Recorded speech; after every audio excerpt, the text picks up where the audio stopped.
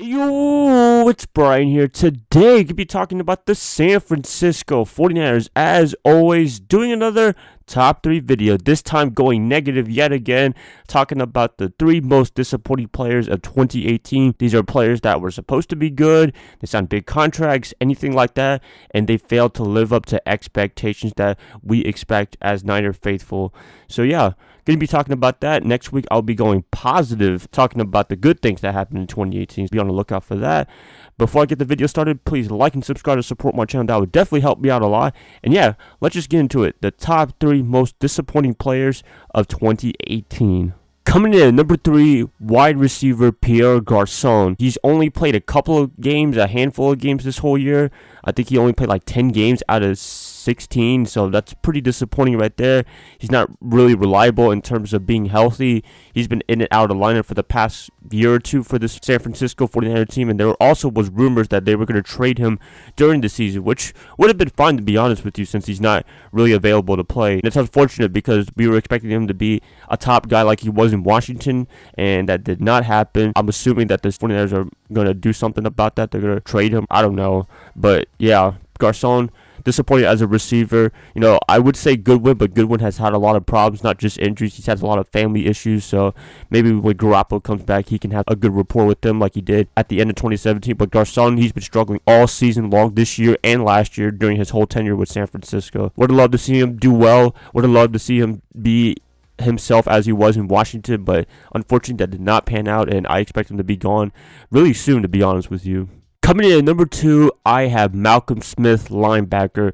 Now, in the offseason, I said that Malcolm Smith had to prove himself for 2018 to be a really good player and live up to that contract that he got. I did a top 3 video on that. This year, he did not live up to expectations, in my opinion. I hope the 49ers try to ship him somewhere. He's been pretty disappointing for 2018 and his whole career in San Francisco. I mean, out for the first couple of games and then coming back and not really producing anything with the emergence of Elijah Lee coming right now. What's the point of even having him at the starting lineup or even in the bench role? I really don't see anything for him. It's disappointing because he was Super Bowl MVP a couple of years ago when he defeated the Denver Broncos, and also in that year, the NFC Championship game, Richard Sherman had that tip pass and he caught that interception from Michael Crabtree to win that championship game, and they went on to win the Super Bowl. He became MVP. But we're not getting that Malcolm Smith. He's in Robert Saleh's system, which he was in Seattle as well. Like, this is a familiar system. This isn't like some 3-4 defense. I've never seen this before. This is a 4-3 cover 3 scheme, and it should be familiar with him, but yet he can't really do anything about that. Malcolm Smith, just like Garcon, injuries have hampered him, but you know, big contract, disappointing, didn't really do anything.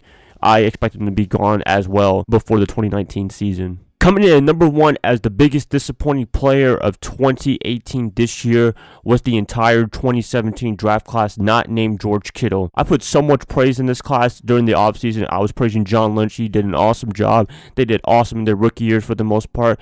But this year, they had a big sophomore slump, in my opinion. They did not do well. Injuries, just bad play, bad luck, I guess you want to call it. I don't know. They just did not play well on my eye test and what have you. And the statistics, I guess they don't have good statistics as well, but just on my eye test, I didn't really see anything good. The players mentioned in this 2017 draft class that did well in 2017 for the most part, but did poorly in 2018 were Solomon Thomas, although he's getting a little bit better in the interior alignment, which he's supposed to be. But, you know, as an edge rusher, I expected him to be an edge rusher, but that did not happen. Reuben Foster, you know what happened with him. Got cut by the 49ers, is with the Redskins right now. Akella Witherspoon, oh my gosh, Mr. Toastman. I can't say anything else about that. CJ Beathard taking over for Garoppolo after week 3. Didn't give us any wins, and then Mullins takes over, gets us 3 wins. That's pretty disappointing right there. That's probably the biggest disappointment, I would say, in 2018. If I had to put number 1, not this entire draft class, I would put CJ Beathard number 1, definitely, because how do you have so much training? How do you have so much everything in the offseason to learn Shanahan's system even more than learning under Garoppolo for a couple of games, and yet you can't give us one win, just 1 win, and nothing happened? Pretty disappointing there. I expect him to be cut by the beginning of the season. I expect Mullins to be the backup quarterback. Joe Williams, he got cut before the season started, so we didn't really get to see what he did. George Kittle, freaking beast. I mean, you know, this is the exception to the whole entire draft class right here. Also, some players, Trent Taylor, I don't know what happened to him. Richie James is kind of emerging as the returner for the 49ers. He's had some nice plays. I think he had a touchdown or two as a returner. There you have it. DJ Jones, Peta, Adrian Colbert. I expected him to do well. I had him breaking out in 2018. He was being toasted as well with Witherspoon, and he ended up going on IR a couple of weeks ago. Hopefully these guys, they can step their game up in 2019, get rid of that sophomore slump, which, you know, it happens sometimes, but I mean, for an entire draft class to happen, that is pretty unusual right there. Also, undrafted free agents, they're not disappointing, but I wanted to mention them. Matt Breida, Kendrick Bourne, Nick Mullins, those guys, they did a fantastic job. Honestly, they should have drafted these guys more, but didn't happen. But whatever, I'll take these undrafted free agents. They did a fantastic job. There was some good and bad with the 2017 draft class in terms of people getting drafted, undrafted free agents, but for the most part, for the 2017 draft class that got drafted on draft day, most of them disappointed. That's pretty much it, you guys. Wanted to talk about this. Also, going to be going to Vietnam for 5 weeks.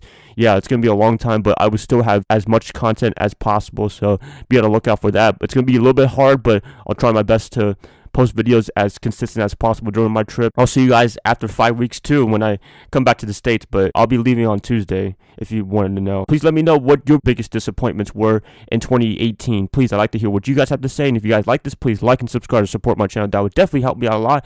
And yeah, I'll talk to you guys probably next week during my Vietnam trip. I'll see y'all then. Bye guys, love y'all. Y'all have a good rest of your weekend.